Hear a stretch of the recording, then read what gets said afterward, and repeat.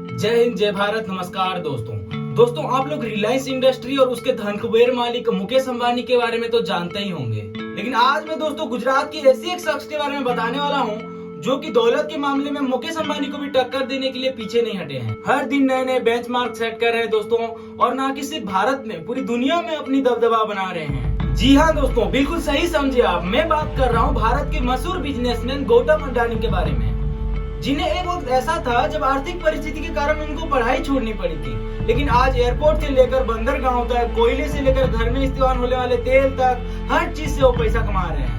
लेकिन कम ही ऐसे लोग हैं दोस्तों जिन्हें उनके बारे में सब कुछ पता है।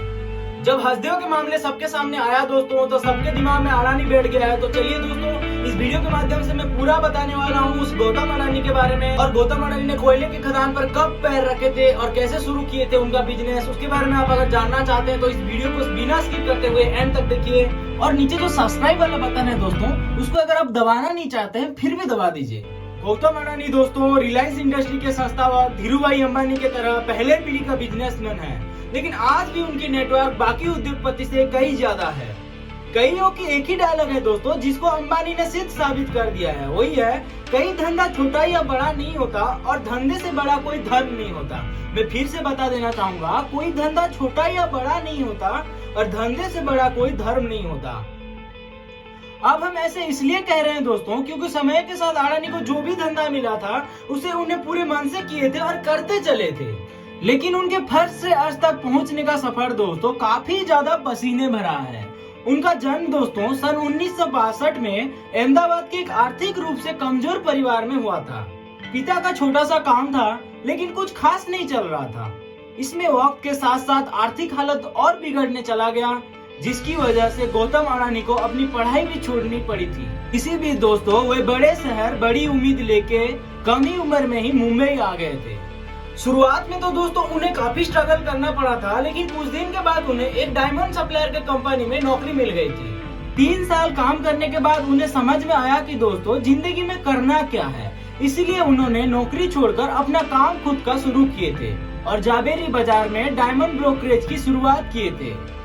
गौतम अडानी को अपने जिंदगी के बारे पता था, यानी कि वो अपने काम क्यों कर रहे हैं। इसलिए दोस्तों उन्होंने जी तोड़ मेहनत की और कम उम्र में ही धंधा शुरू कर दिया था। लेकिन उनकी किस्मत चमकी 1981 से। उनके बड़े भाई ने उन्हें अहमदाबाद बुलाया। दरअसल भाई ने सामानों को लपेटने वाली प्लास्टिक की कंपनी खरीदी, मगर वो चल नहीं रहे थे, क्योंकि जो कच्चा माल चाहिए था वो जरूरत के हिसाब से मिल नहीं रहा था।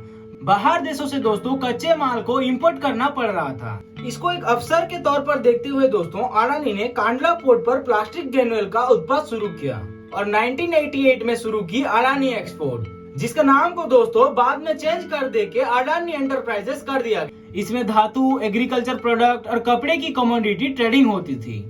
काम चल पड़ा दोस्तों, तो कुछ ही साल में इस कंपनी और अडानी ने इस बिजनेस के नाम से अपना नाम बना दिए। और फिर 1994 में अडानी एंटरप्राइजेस को शेयर बाजार में लिस्ट कर दिया गया। फिर साल आया दोस्तों 1995 का। ये उस साल था जो आज इनको इस मुकाम पे पहुंचाने का कब से दरवाजा ठकठका रहा था, क्योंकि उस टाइम गुजरात सरकार ने पोर्ट डेवलपमेंट के लिए प्राइवेट कंपनी को तलाश कर रही थी। ऐसे में जैसे ही इस खबर अडानी के तक पहुंचा दोस्तों, उन्हें कमाने का और एक सोर्स नजर में आ गया। इसीलिए उन्होंने गुजरात का सबसे बड़ा बंदरगांव मुद्रा पोर्ट को ही खरीद लिया।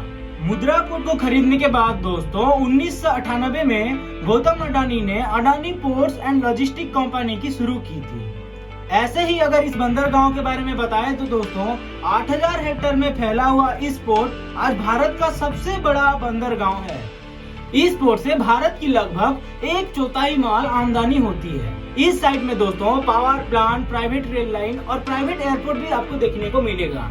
और गुजरात, महाराष्ट्र, गोवा, केरल, आंध्र प्रदेश, तमिलनाडु और ओडिशा जैसे 7 समुद्री राज्यों में इनका टोटल 181 डोमेस्टिक पोर्ट है।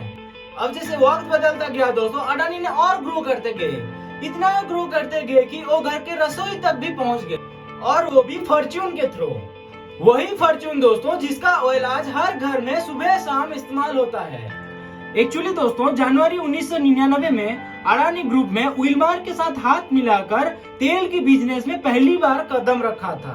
वैसे फॉर्च्यून के तेल के अलावा अडानी ग्रुप ने आटा, चावल, दाल, चीनी जैसे रसोई चीजों को भी जुड़े हुए हैं। इनके रखाव के लिए 2005 में अडानी ग्रुप ने फूड कॉर्पोरेशन ऑफ इंडिया के साथ हाथ मिलाकर अलग अलग राज्यों में बड़े बड़े सैलूस बनवाए।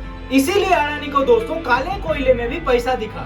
उन्होंने दोस्तों डोमेस्टिक इलेक्ट्रिसिटी का प्रोडक्शन शुरू किया, इतना बड़ा राज्य को बिजली सप्लाई करना शुरू की।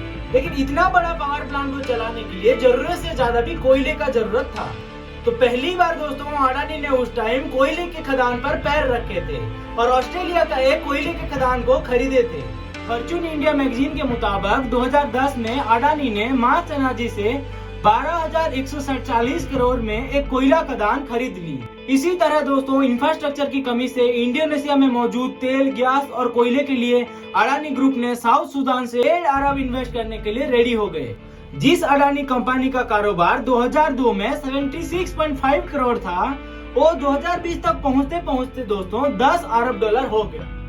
साथ ही में वक्त की जरूरत देखते हुए दोस्तों अडानी ग्रुप ने नेचुरल गैस के क्षेत्रों में भी पैर रखा। साथ ही में बंदरगांव और निजी रेल लाइन के बाद अडानी ने एयरपोर्ट की तरफ भी उड़ान भरी। और 2019 में दोस्तों अहमदाबाद, लखनऊ, बेंगलोर, जयपुर और गोवा और तिरुवनंतपुरम जैसे 6 हवाई अड्डे की मॉडर्नाइजेशन पर ऑपरेशन की जिम्मेदारी उठाई। ये सब चीज देखने के बाद दोस्तों आप लोग को समझ में आ गया कि भारत की डेवलपमेंट में इन लोग का कितना बड़ा हाथ है। लेकिन हंसदेव जैसा जंगल कटने के बारे में अगर बात चले तो दोस्तों हम लोग को बहुत बुरा लगता है।